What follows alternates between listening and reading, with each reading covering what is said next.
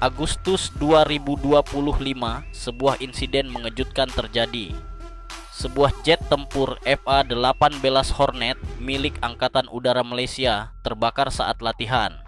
Raja Malaysia pun murka, menyebut armada udara negaranya sebagai keranda terbang. Pernyataan keras itu menyayat citra Royal Malaysia Air Force di hadapan rakyatnya sendiri. Pertanyaannya, mengapa Malaysia kian terpuruk dengan armada usang dan penuh skandal, sementara Indonesia justru melesat dengan Rafale, KAAN, dan KF-21?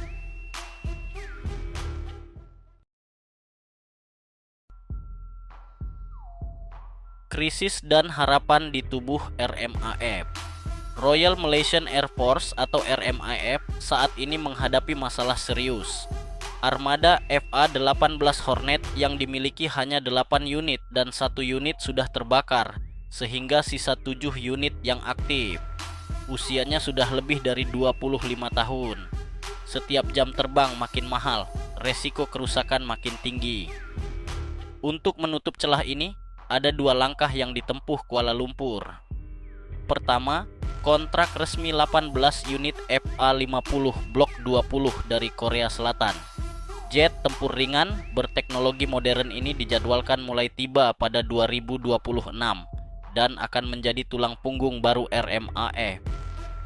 Kedua, Malaysia berminat membeli FA-18 Hornet bekas Kuwait. Jet ini memang lebih muda dari Hornet Malaysia, namun masalahnya jam terbangnya sangat tinggi. Artinya pemeliharaan akan tetap berat dan umur pakainya pendek, sekadar solusi sementara.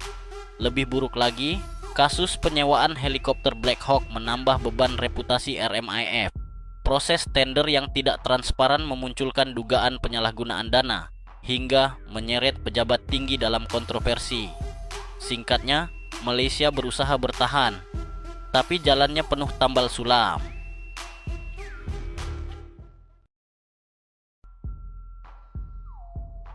Dampak strategis Malaysia terpuruk.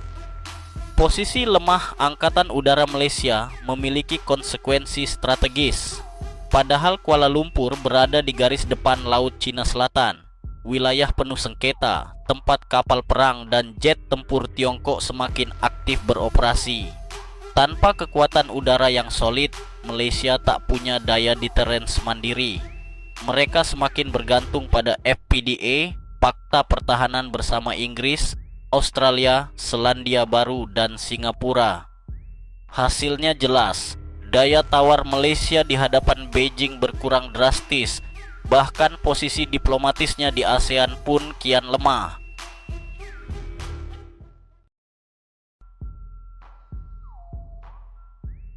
Indonesia kokoh dengan sayap baru. Kontras dengan Malaysia, TNI Angkatan Udara sedang bersiap masuk era baru. 42 unit Rafale sudah resmi dikontrak dengan Dassault Prancis.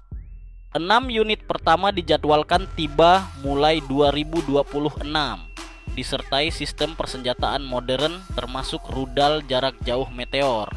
Kemudian ada KAAN, jet tempur generasi kelima buatan Turki. Indonesia menargetkan 48 unit dalam rencana jangka menengah. KAAN membawa teknologi stealth, avionik canggih, dan daya tempur setara jet generasi terbaru dunia. Tak berhenti di situ, Indonesia juga terlibat dalam proyek KF-21 Boramae bersama Korea Selatan. Sebuah langkah visioner, karena bukan sekadar membeli, tetapi ikut mengembangkan jet tempur modern, memberi akses pada teknologi yang akan menentukan masa depan kemandirian industri pertahanan. Ditambah dengan program modernisasi F-16 Fighting Falcon, serta keberadaan Sukhoi Su-27 dan Su-30 Flanker sebagai tulang punggung lini berat, Indonesia punya kombinasi kuantitas, kualitas, dan diversifikasi.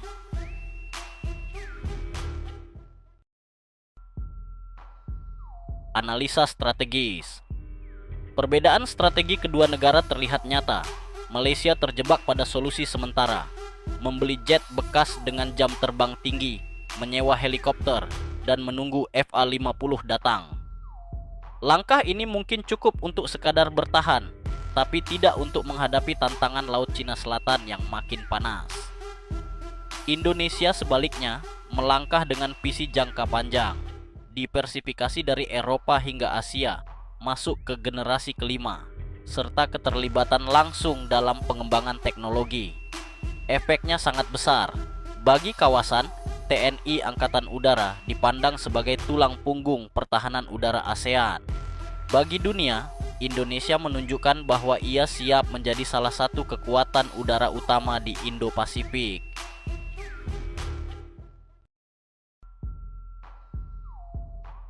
Dari keranda terbang yang membayangi langit Malaysia hingga sayap baru TNI Angkatan Udara yang segera mengudara, inilah titik balik kekuatan udara Asia Tenggara.